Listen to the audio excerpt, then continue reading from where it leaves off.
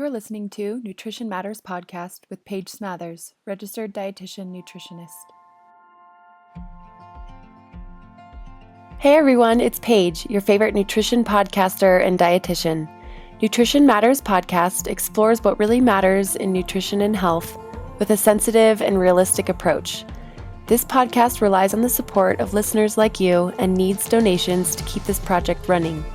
To help support the podcast, please consider making a donation at pagesmothersrd.com/podcast. If you find this episode interesting, engaging, or helpful in your life, please consider donating, sharing with friends and family, and leaving a review on iTunes. You can leave a review about this podcast straight from your podcast app. Search Nutrition Matters Podcast, click Reviews, and then write a review. You can also find me on Instagram and Facebook at Paige Smathers RD if you'd like to have a little more food for thought. Thank you for listening. Hey everyone, welcome back to Nutrition Matters Podcast. My name is Paige and I'm your host. And today I am talking with Zach Verwey, who is a mental health counselor, a progressive faith activist, a writer, and a speaker. And Zach recently wrote an article that really caught my attention, and I asked him to come on the podcast to talk about it. So today we're talking about why gay men need a body positivity movement too. Really fascinating conversation around body positivity in the gay community, and I think you're going to really enjoy it. So before we get into that, I'd like to tell you about some resources available to you. So my online course is called Educate, Embrace, Empower: How to Unlock Your Inner Wisdom to Become Your Own Eating Expert. And this is an online course that's 10 weeks long. And the best part is you have lifetime access to the course and the online support group.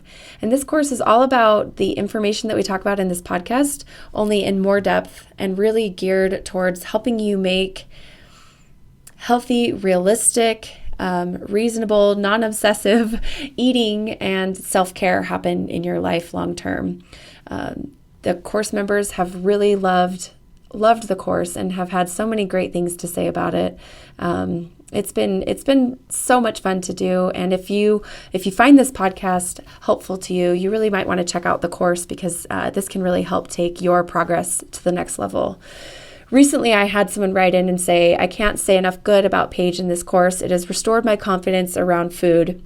It helped me recognize that so many other factors such as body image, self-talk, and emotional health affect my relationship with food.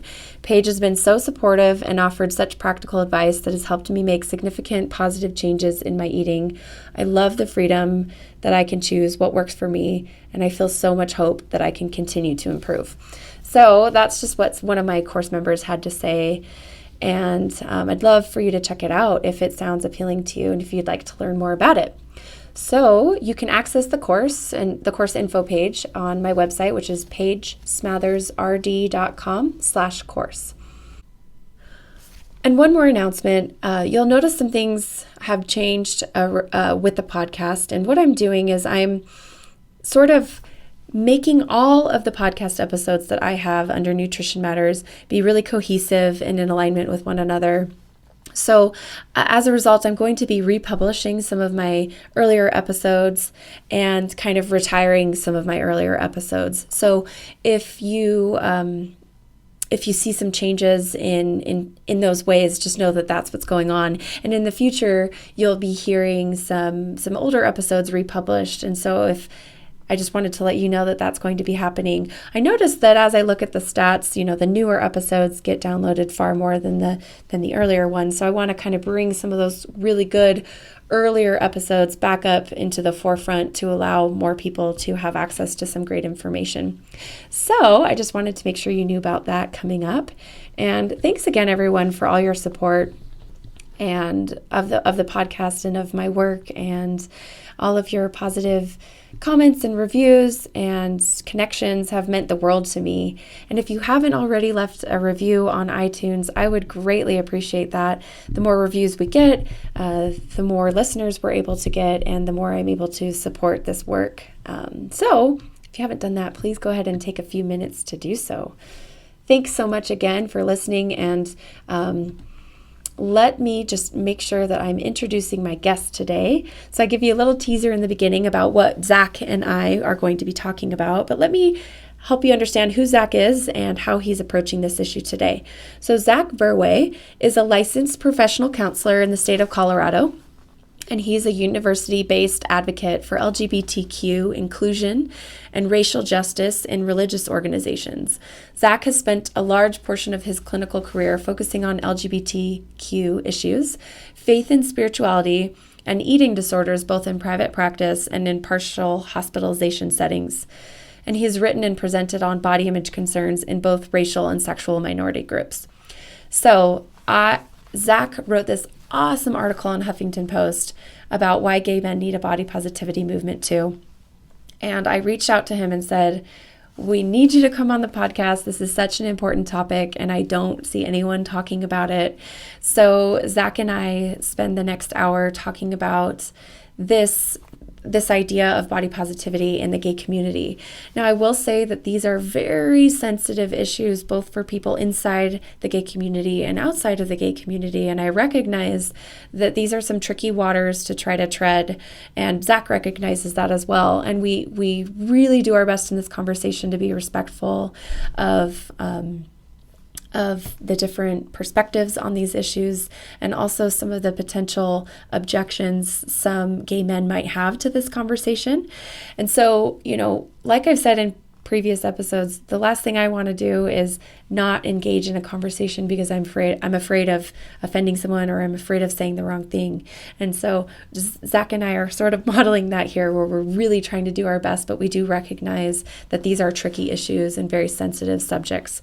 So with that, I really hope you enjoy this. Zach is just such an amazing guest, and this was such a great conversation. So sit back, relax, and enjoy. Well, hi, Zach. Thanks so much for joining me on Nutrition Matters podcast. Yeah, thank you for having me, Paige. It's so exciting to talk about a different angle on body positivity today, and I think that it's really important. And just so that the listeners understand why I reached out to you, I came across your article called "Why Gay Men Need a Body Positivity Movement Too," and it was thoughts that I've had very, very frequently, and you just put it so eloquently. And I wanted to reach out because not only did I love your article, but also I think we get into this rut when talking about intuitive eating and body kindness and taking good care of yourself and body positivity.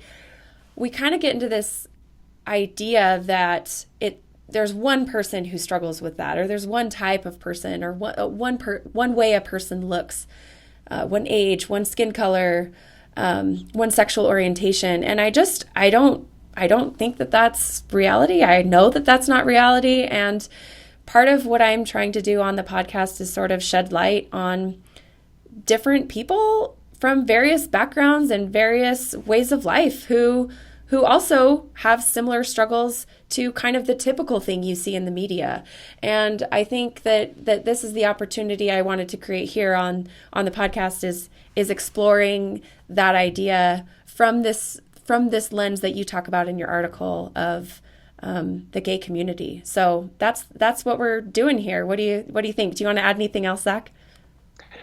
Well, I think that's a really good point. The eating disorder field as a whole, I think, in terms of treatment and nutrition, is very much starting to shed light on the fact that this isn't, kind of what has historically been thought of as a white woman's disorder or what have you. We're really finding that that's really not the case, and that there is a lot of diversity in terms of people who struggle with eating disorders. And so I really appreciate the fact that you're really working to shed light and bring awareness to that. Well, exactly. And another thing that we get wrong sometimes is we assume, okay, it's a female issue, but if you aren't female, then you must be gay, right? Like if you struggle with body image, absolutely, and you're a guy, well then, gosh, that means you're gay. But that's not fair. That's not true. Yes, there are gay men who struggle, but yes, there are straight men who struggle, and there's men from all walks of life who struggle with eating disorders and body image as well, or body image struggles as well. So yeah, that's what we're trying to do here, is just help shed light on this kind of facet of body positivity that often sort of kind of gets swept under the rug, or at least that's my experience. It's sort of like not talked about. Is that how you feel? Absolutely, absolutely. And I do think that that is one of the factors that really go into play as to why some of this awareness is just beginning, is that there is a sense of normalcy, I think, in terms of this, is that it's just, especially within the culture of gay men, there's just kind of this expectation that these are what body image expectations and right. And normalities are. And we haven't necessarily started really looking at some of the negative impact that that's having. So as a therapist, do you see this in your practice as you're working with your clients? Does this come up on a regular basis, body image struggles? Yes. Even if, so a lot of times I work with a lot of gay men, and a lot of times it's not necessarily the reason that they're seeking out counseling necessarily, mm-hmm. but it does come up pretty frequently. Yeah. And it's often, I've had clients in the past who have delayed coming out because they didn't think that their body was the appropriate size and shape to do so. A lot of fear and concern around finding a partner if you don't have a very particular body shape. And so some of these things really come out in therapy quite often. So I want to hear a touch of your own story and hear why this resonates with you. Is it, I know for me, I have my own personal experience with body image struggles, and nothing too crazy or out of the ordinary, but that doesn't make it acceptable. It's unfortunate that we normalize these struggles sometimes in our culture. But my real interest in body positivity really comes from my professional work, because I see how this pursuit of some ideal out there body shape just completely ruins some people's lives. And once you see it enough, you just want to fight against it, and you just want to show people there's another way. So for me, there's like a little bit of both going on. Some of it's personal, some of it's professional. But what about you? I would say very similar to that. There's definitely a personal element in here for me in terms of body image struggles and my own story, and the process of coming out and what that looked like. And I think that how this is really impressed upon me is that, there is this element that if you're a man, you shouldn't struggle with body image at all. And so there's already that piece that feels pretty shameful for a lot of people, and I've experienced that myself as well. But then particularly being in the gay community, it really kind of accentuates the issue. In the fact that now there's all of this attention to physicality in the body, and I see both in kind of personal relationships and in my professional work, the ways that this does really consume people, and really brings a lot of hardship and pain. For sure, and there's nothing more motivating to try to help people when you see them struggling and when you see them suffering, especially, unnecessarily, and especially because of, people trying to sell stuff, right? I mean, if you boil it down to something, that's I would boil all of our body shame and feeling inadequate with our bodies down to like this whole, it's very complex. It's not fair to just say it's one thing, but I think part of what's going on is people are trying to sell us things, and it's pretty easy to sell someone something when they're afraid or when the thing that they're trying to sell is connected to what's most important for someone, which is most people, it's connection, it's love, it's worthiness, it's being close to people, and when we're told that we need to look a certain way in order to achieve those things, well, that might sell us on quite a few products and supplements and diet plans and things like that. And it's just so exhausting and so sad. But that's why I'm glad we're here doing this. So Zach, I want to hear, for anyone, I have very diverse listeners from all across the world, some right here in Utah, some all over. And I just in case, someone listening is unfamiliar with what gay culture is like or the gay community is like, just paint the picture of what it's like to be in that community and what the pressures are like, just to help people kind of understand where we're coming from as we're talking about this today. Yeah, absolutely. And, I obviously want to start out in saying that, we can't overgeneralize and necessarily say that all of these things are true for all gay men, let's say. But if we look at the culture as a whole, especially where it stands right now, what we're seeing is really this emphasis and this focus on kind of the trinity, I've called it in the past, of youth, physique, and sex. And so as the culture is kind of developing, we have all of these little adages that come out. In terms of what I talked about in my article was a specific story of when I worked in a restaurant and one of my coworkers more or less said something while I was eating to the effect of straight skinny is gay fat, meaning that what might be skinny and acceptable for a straight man is considered fat within gay culture. And there are a few different things kind of like that. We have kind of the saying of like 25 is the new 45. It's been said in the past that 30 is kind of the point where everything goes downhill for a gay man. No fat, no femme came up recently in terms of seeking partners. And what we really find is there is just becoming this focus on physicality. And I want to be really balanced here and say that that comes from a very understandable place in terms of the fact that a lot of men in the gay community grew up hiding their sexual orientation, really attempting to repress or fight against their desires or being told that they weren't okay. And so in a sense, we have a very understandable backswing, right, to a focus on, like I said, physique and sexual expression and those sorts of things. But what we're really seeing that develop into, I think, is this culture where, there's kind of a joke, the different satire about the culture of, we have these apps where you can seek out sex, and the pictures that people put on there are just their torsos and trying to show off their abs or bodies or what have you.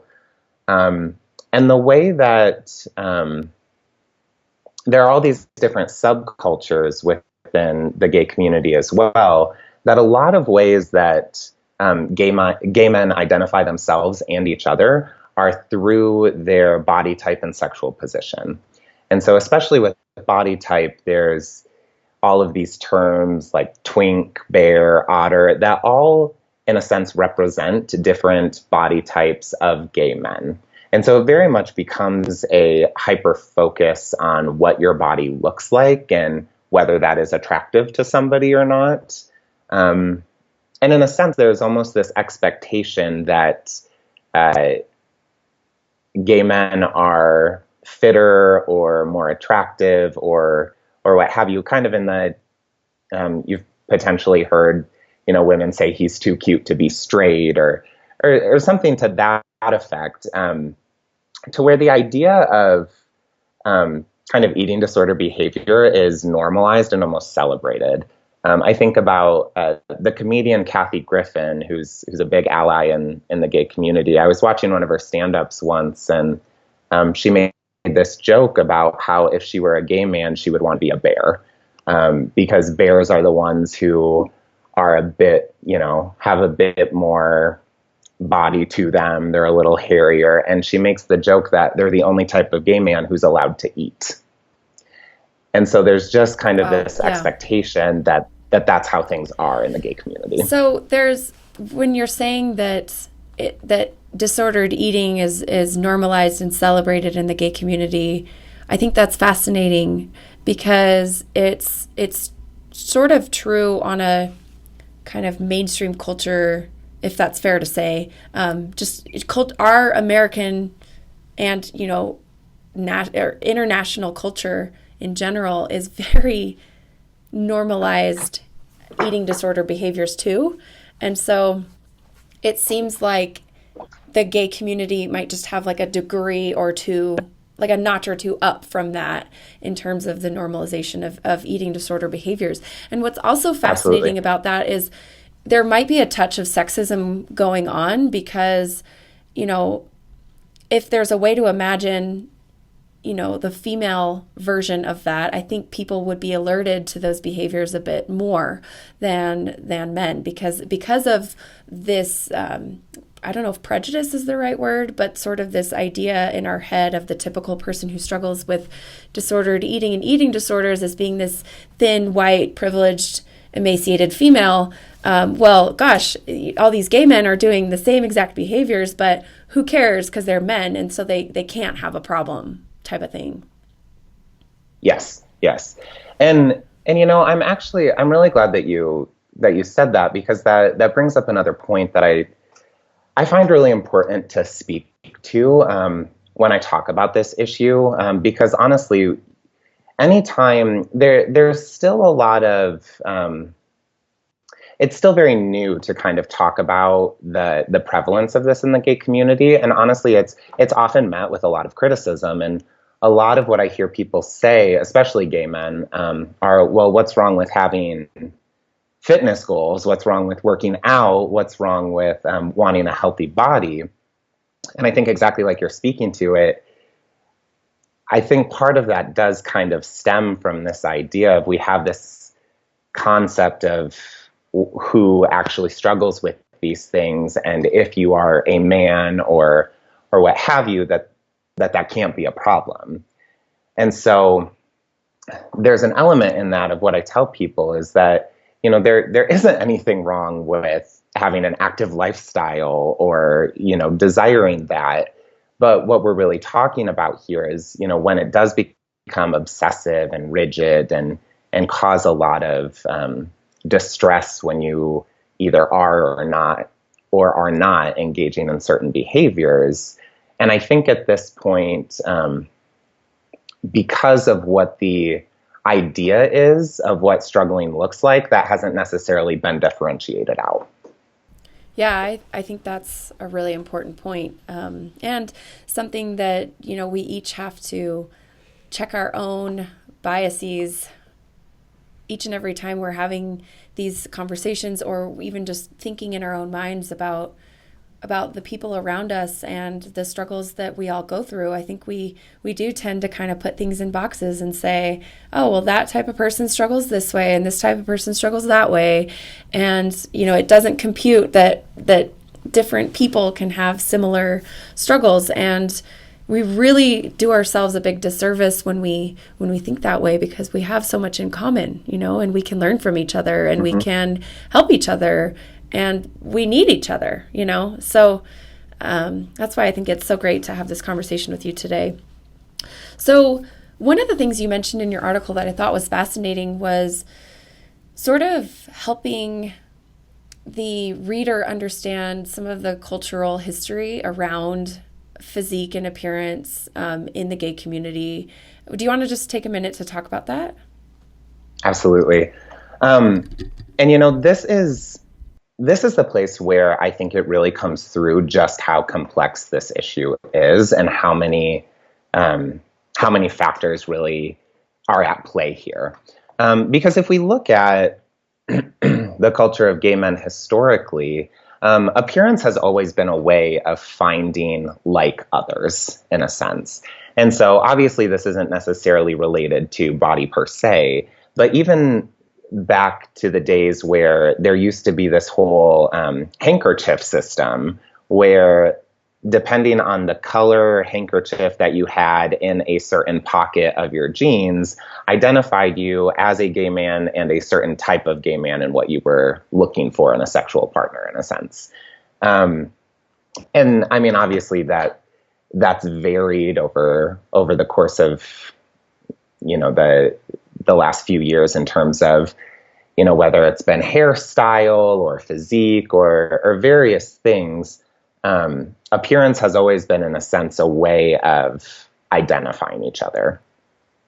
If we also look at this from more of a sociological perspective, I think it's important to note that as a culture, we're also not very far removed from the AIDS epidemic. And so HIV is still a major concern amongst gay men.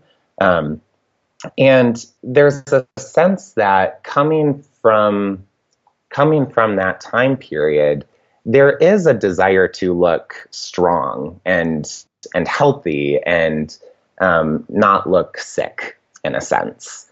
And on the heels of that as well, gay men are in a very, in a sense, unique position that, speaking of kind of this desire to look fit and healthy, gay men have also all been raised in the kind of muscle ideology of masculinity. As obviously this is changing a bit at this point, but we've all been socialized in a very gendered way, in a sense, right? And so gay men kind of enter the world and grow up under this very masculine muscle ideology, and then enter the subculture where there's an emphasis on thinness, and as we look at the spectrums of what it means to be masculine, what our understanding of what it means to be feminine, there's very much this tension between kind of the muscle and the thinness, the masculine and the feminine, in a way that potentially, in a way that potentially other groups don't always feel in the same way necessarily. Yeah, that's interesting. And I love the history and the idea that before it was the culture we're in now, where it's more acceptable and people are out and living their lives and not, in the closet type of thing. There's less of a need maybe for these subtle signals of appearance or of what's the word where you take care, like the immaculate sort of everything put together. Like there might be less of that stress needed because we live in a different world now than even a decade ago or 2 decades ago. Yes. But it still lives on in the psyche. It still lives on in the psyche of gay men. I would imagine, in terms of just what we've built, the culture we've built around that community. Yes. And there is an element of, and this is one of the other factors that I think really comes into play with this. There is the piece that as a culture, we are still very young in terms of acceptance around the LGBTQ community. I mean, it's been, 2 years now that gay marriage has even been legalized on kind of a national level. And so I think there is something to be said for the fact that as we look at the adults and the kind of the current generation who are in their 20s and 30s, let's say, this generation of gay men is really the first who, as adults, have maybe experienced more acceptance and more celebration. But that's coming on a long history of growing up without that sort of acceptance and without that celebration. I mean, if we look at what we know about eating disorders in general, is that we know that it's usually not about the food, right? That there's always a sense of needing to feel in control after your environment has been out of control, or feeling unloved or unworthy or not good enough, or the factors needing to numb, needing to disappear, needing to protect. These are all factors that play into disordered eating behavior. And really, if we look at a lot of the root of that, it comes down to experiencing a lot of shame. And for a lot of gay men, LGBT youth in general, really, this is a generation that still has grown up with a lot of discrimination, victimization, being bullied as children. We're still seeing a lot of LGBTQ youth experiencing homelessness, isolation from their families or their peers, or even still there are the elements of heteronormativity that are at play, or the experience of reparative therapy as well. And so all of this increases the idea that there is something internally flawed or wrong about who I am as a person. And we know that sort of shame experience leads to a variety of mental health issues, and eating disorders being one of those. Very well said. Yeah. And, all of those things you described of bullying, of not feeling like there's something fundamentally wrong about who you are, feeling unworthy of love, all of these things it's just such trauma. It's just absolutely. And yeah, like when we experience trauma, we do what we have to do to survive, and sometimes you learn things at a young age or in a moment of vulnerability and weakness that really do help you in the moment, that maybe aren't functional or healthy long term, but it can become something that you do just to kind of make it through. Like you said, eating disorders being one of those. Yeah, exactly. Mm-hmm. And when you have a cohort of individuals with all this trauma, and all these years of feeling unworthy and feeling unlovable, it makes perfect sense to me that would manifest itself very often in a struggle with body image and in a struggle with food. Because when you feel like there's something wrong with you inside, then the natural tendency is to say, like, well, what can I change on the outside of me so people will love me, And I really think that that's what we're talking about when we're talking about body positivity, or just developing a healthier relationship with your body. Maybe it's not body positivity, maybe it's just body neutrality or body respect. There's lots of different ways to have a relationship with your body, right? It doesn't need to just be rainbows and butterflies the whole time. But I really think what it comes down to is we're talking about love, and we're talking about worthiness, and we're talking about connection. Like, that's why I love talking about these things. And I know it seems like a stretch when we're talking about nutrition to go to this idea of worthiness and connection and belonging and all of that. But that really is, I think, the core of so many struggles with body image. Absolutely. So yeah, it makes sense that and I think that's where. Go ahead. Yeah, absolutely. Just saying that, I think, it maybe seems like a stretch at first glance, but I do think that, talking about nutrition and body positivity and what have you, we really are talking about connection and the need to belong and the need to feel worthy. They're very interrelated. And that's what I think with gay men specifically, at least. So we have maybe a group of adults who, in their adult selves, have been able to experience acceptance and some form of connection and affirmation in who they are. But like I said, coming off a lot of years of being very used to the fact where connection has been cut off, belonging has been cut off, and love has been, in a sense, conditional on who you were in your identity. Yeah. Exactly. I'm just thinking right now about how someone listening, let's say a gay man is listening and he says, you know what, they're right. I should really start just coming from this place of wanting to take good care of my body and wanting to love it and honoring it and trusting it. Like they're making some good points. Let's just pretend we're being persuasive here. Okay.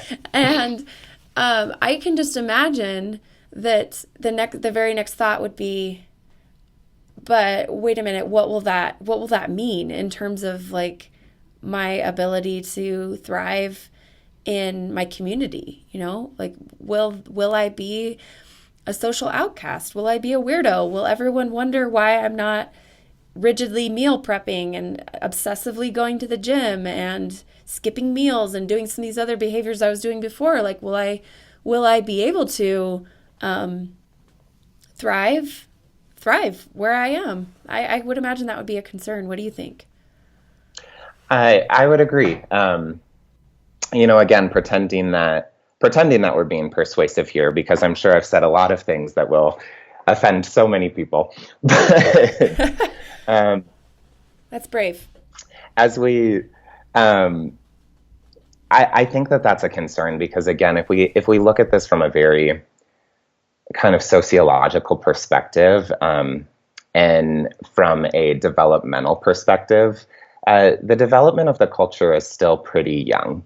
So again, and please by no means hear me say that, gay men haven't been around for a lot of years, because that's not the case at all. But if we look at really what the movement has been towards advocacy and equality and acceptance and pride and celebration, in a sense, that has all been in the last couple decades, really.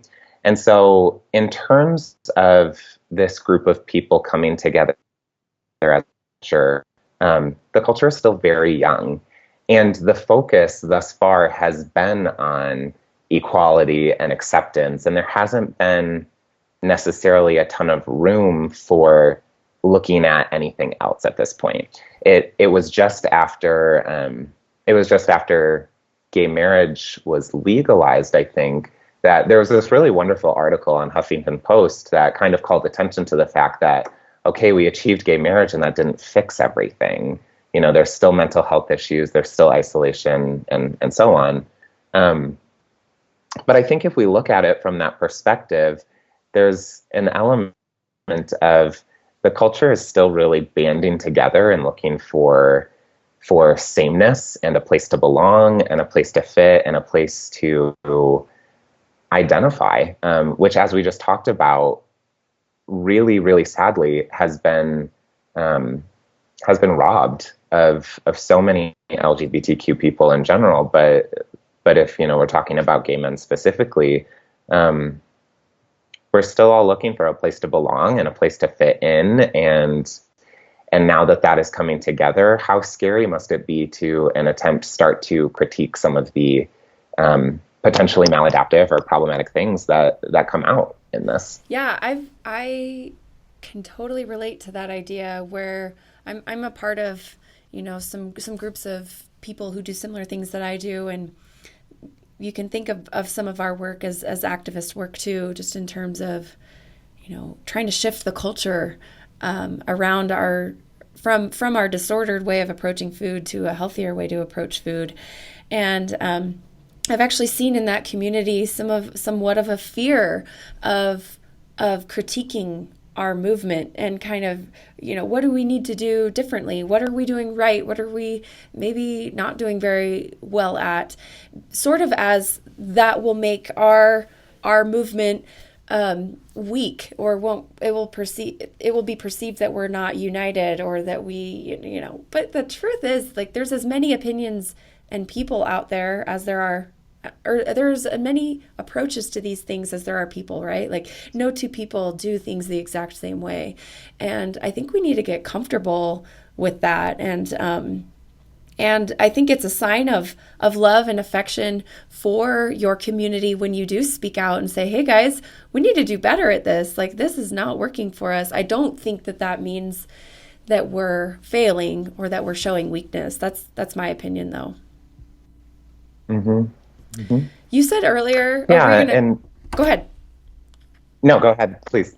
You said earlier that you were thinking that something you said was going to offend people. I'm really curious what you mean. Like, okay, because I'm not super tuned into the gay community like you are. Is this like a really kind of radical thing we're talking about here? Because maybe I'm naively saying like, oh, great, we're having this nice little conversation. And meanwhile, maybe it isn't. Maybe it's really kind of radical that we're talking about this. Is that what you meant? Or tell me more.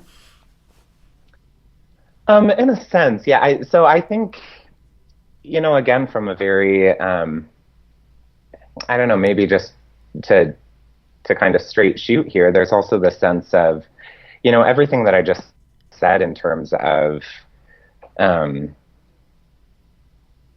it be a new culture and everyone looking for a place to belong and fit in and be accepted in a sense. I absolutely feel that too. And so I think there is a sense of, it does feel pretty radical to say like, okay, this is what's going on and this is not working for us, and perhaps we're doing something that needs to be changed. And I think that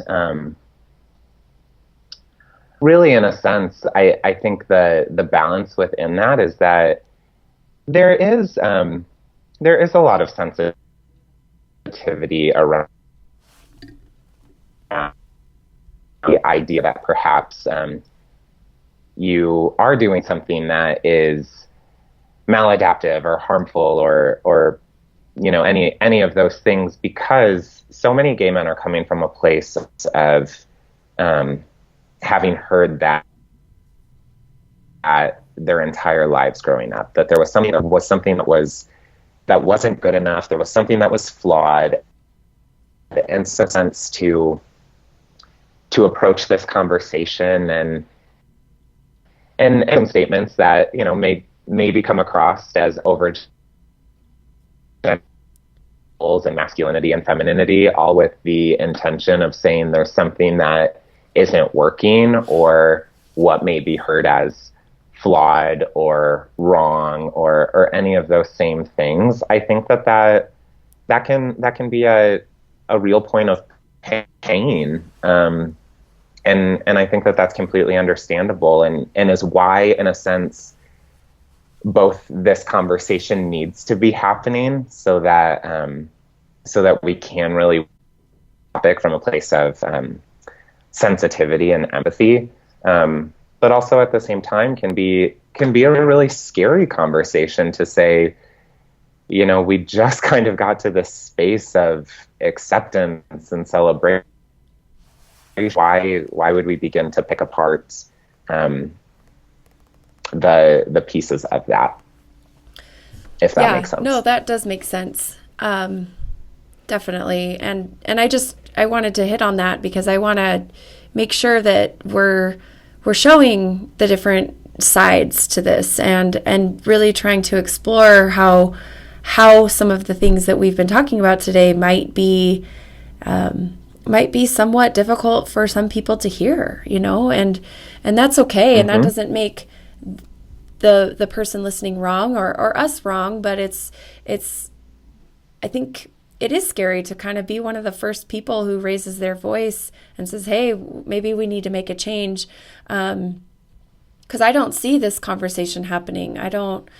You really might be one of the few like using your voice to talk about these issues in this particular way. So I do recognize that can be nerve-wracking, and I feel that same way a lot of times on my podcast too. So I feel for you, and obviously not in the same exact way, but I do understand that's feeling.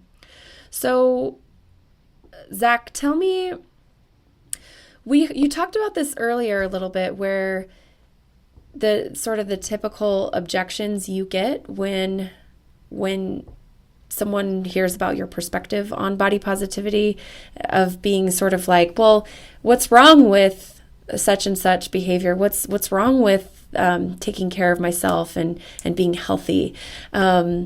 let's explore that a tiny bit. Do you want to together? I think that that's a really common objection to body positivity. That's maybe something worth shedding light on, because I think we actually agree on a lot more than we think there. Absolutely. So you take a stab at it, and then I'm going to comment too. Oh, how do you want me to take a stab at this? The reasoning for that, or no? So like, what can we say to someone who's thinking that? Like, well, what's wrong with Okay, I see what you're saying. Yeah. me trying to be healthy? What's just the typical objections to your perspective on body positivity? And I just think we need to flesh that out a bit. Sure, yeah. And there are a couple pieces that I would answer to this. So like you said, this conversation is still pretty new, and there aren't necessarily a ton of voices that are talking about this quite yet. I do have a few colleagues, and I know a couple people who are working specifically with gay men and body image and eating disorders. And so between my experience and what I've seen from my peers, in a sense, and some of the backlash that they've gotten, there very much is a sense of what's wrong with wanting to be healthy and active and fit, which in a sense is a fair statement. But like I said, that's where I feel that it's really necessary to really start to tease out what we are talking about here. Yes. Like, what's your definition of healthy? What does fit mean to you? Yeah, exactly. Yes. And I think really starting to get honest about what are the motivations and what are your goals? So again, I'm not talking about having an active lifestyle or wanting to eat foods that make your body feel good. Right. I actually feel very in support of those things. But again, looking at, is this becoming something that's obsessive and is getting in the way of the rest of your life? Does it cause you, if you don't get to go to the gym for a day, does it cause mental and emotional stress? And when you're at the gym, is it from a sense of, I love my body and this feels really good to me? Or is it from a sense of, I need to change my body and something's not good enough, and how can I make myself better and less flawed somehow? And so I really think it's important to differentiate what we're talking about here. So what I'm hearing is, and I say this all the time, Zach, and I think you're so on it, is this idea of, intentions behind behaviors as being the real indicator of whether or not you're on the right track or whether you're kind of dipping into some problematic behaviors, right? So two people can do the exact same behavior, and for one person, it can be for completely disordered, wanting to manipulate their body type of reasons. And the other person, it can be, like you said, I like going to the gym because it feels good for my body. I like celebrating what my body can do. I have gratitude for it, whatever, right? So I think we get really caught up in behaviors as the indicator of whether or not, we're on the right track with our health. And, we really lose sight of what's most important is the intentions behind those. I don't think that we're in the habit of doing that. We're not in the habit of looking at our heart or other people's hearts. We're kind of in the habit of, life is busy, so many things are going on. Let's simplify this messy world and just look around at people and make all kinds of assumptions. Let's look at myself and make all kinds of assumptions.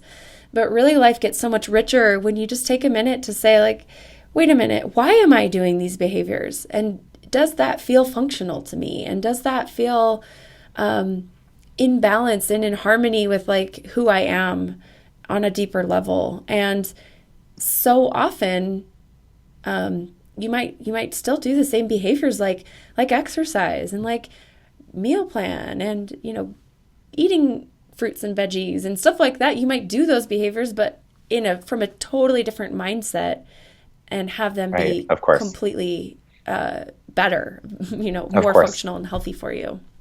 Of course.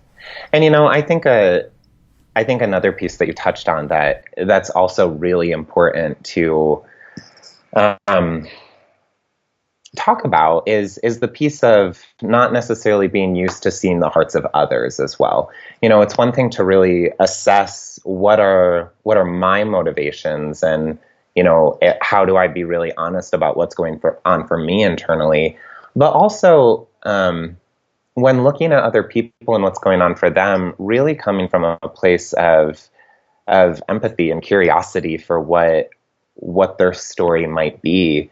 I would say some of the other critique I've received in talking about this, in a sense, has where um, individuals have made comments about my body, and in that there was very much a sense of, in terms of my thought process of, so these people don't necessarily know the struggles that I've had or that I've been through or what my story is. Um, and in the same way that I don't know that about anybody else either until I really learn who they are as a person.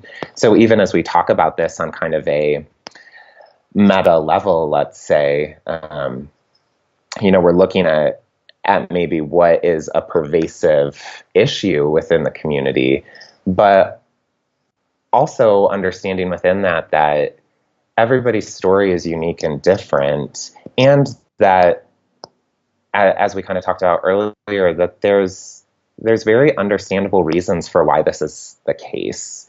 And so instead of holding ourselves and each other kind of hostage to these expectations and throwing around critiques and becoming defensive and in all of these ways that don't necessarily facilitate open communication that's helpful, I think it's really important to just kind of look at some of these things and say, this is the reality. How do I understand you better? What might be helpful for you? How can we move forward as a community and really support each other in this instead of lashing out at each other, in a sense? Right. And I hope that this conversation hasn't come off so much as a critique, more of an exploration of this issue. And I think everyone should have permission to land wherever they want with this, and Absolutely. And it's okay if you're not in the place where you want to love your body and you're not that's not your thing. Like, no one's trying to force you to do that. Right, yeah. But I do think what at least I'm trying to say is, maybe no one has outright told you this, people listening, but like, no matter who you are, it's okay to love yourself as you are. And and it's also okay to continue to grow and improve and change and become. But that doesn't mean that you can't love yourself as is today. And when talking about body positivity, I think that's just the big thing I wanted to get across. And in regards to the gay community, I think that I just had a realization that, like, that's maybe something people haven't heard much, coming from that world. And so it makes perfect sense that this whole idea of, oh, you can just love your body might be very, very foreign, because it's not something that they've been told or have practiced much. Absolutely. Yes.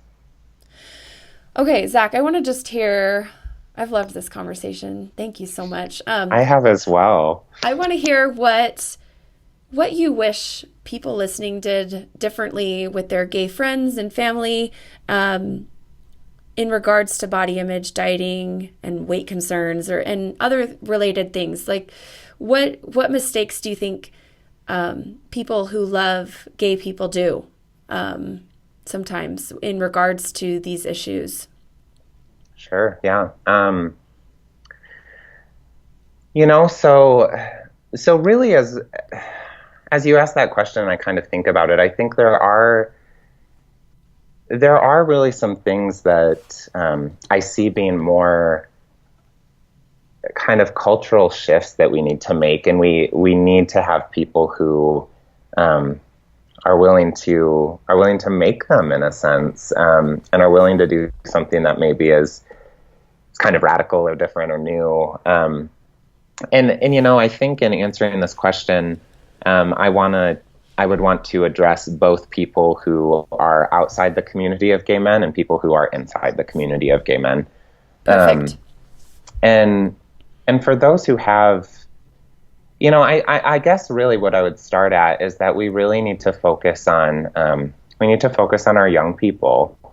If we look at what we talked about earlier in terms of some of the difficulties and some of the tragedies that LGBTQ youth face, that's where a lot of these issues really take root, right? And we need to start really advocating for that group. How can we lessen bullying in schools? How can we decrease some of the minority stress and victimization and discrimination that these young kids are having to deal with? I think within families specifically, there's an element of I want to be really respectful with how I put this too, in terms of the fact that the idea of acceptance and celebration of gay sexual orientation is pretty young. I think that there does need to be an element of, with family, trying to really see the person before the sexual identity. And don't hear me say that those by any means are separate or different things or anything of that manner. I just think, I know I have so many people that I really love and respect who really are uncertain on how they feel about gay relationships or gay marriage or the kind of wider movement of gay pride, and I'm okay with that in terms of the fact that there's a lot of integrity in really sticking to what your convictions and beliefs are. I think within that, there certainly is a point of shifting the perspective of how can we really communicate to our youth that you are loved and accepted and perfect in a sense, just as you are, regardless of wherever you may fall on kind of the activist and advocacy side, if that makes sense. And then for gay men within the community, I do think there is such an importance that we really stop holding ourselves and we stop holding each other hostage to these body image expectations and pressures and maladaptive behaviors that are starting to take their toll on us. I think if we really look at this in terms of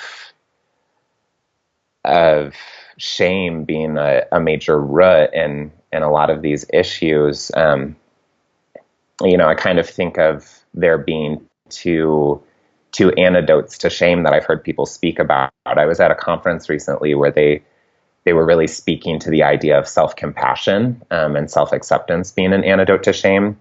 And then anybody who is familiar with Brené Brown knows that she speaks to, kind of speaking your shame in a sense, and to safe people and being met with empathy, and empathy really being the kind of pitfall and weapon against shame.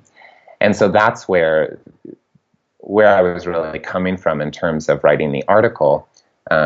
I used to work at an eating disorder clinic, and a coworker and I were giving a presentation on some of the research and different factors that kind of perpetuate eating disorder behavior within the LGBTQ community. And one of my coworkers was actually the one who was an inspiration for all of this. And she said, we've started to see some pushback against this, say, for women or in the wider culture. Is there any pushback right now around some of these things in gay culture? And my coworker and I kind of looked at each other and we went, no, there really isn't.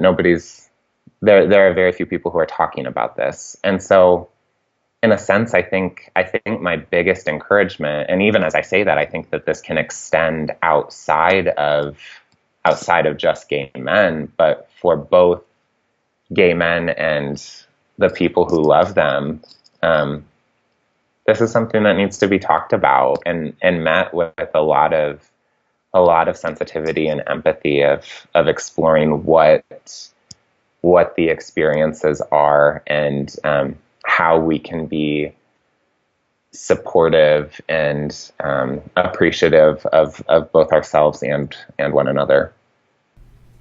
I can't even say anything else besides that. That was beautifully put. I loved it. Thank you for those thoughts. That was really powerful and so important for anyone. Like you said, this extends beyond just gay men, and it's important stuff for everybody. And I'm really glad that we took the time to have this conversation. And me too. Yeah, I'm really glad that me as an outsider can perhaps shed a little bit of light and show people just a different way. And I think it'll happen. I think in a couple years we'll see quite a bit more buzz around this particular issue. But for now, it's sort of like putting it out there and hoping that it's helpful to someone. Absolutely. So Zach, I am going to link the article that you wrote, and so that people can check that out. That's on HuffPost, and so I'll link to that article, and then also just take a minute, if you don't mind, and let people kind of know how they can keep in touch with you or reach out to you if you don't mind hearing from people. Absolutely, I would love to hear. I would love to hear from anybody who wants to reach out. So on Huffington Post, where my kind of author bio and contributor section is, if you click on that, it gives a little tidbit about me, and also has my website on there. Okay. And if you don't get that far, my website is www.zachverway.com. There is a way to email me from that, and I would love to hear. I'll link to your website too. Perfect. I would love to hear from anybody who wants to reach out. Okay, great. I'm so excited about putting this out in the world, and I'm grateful to you for taking a risk in talking with me about it, because like you said, there's potential for it to offend or to hurt feelings. But again, I think you put it so well, where the intention is not to point fingers, but just to encourage more love and more embracing of one another, and less fighting. Absolutely. More connection and less division. I think that's where we're going to really see this issue start to disappear.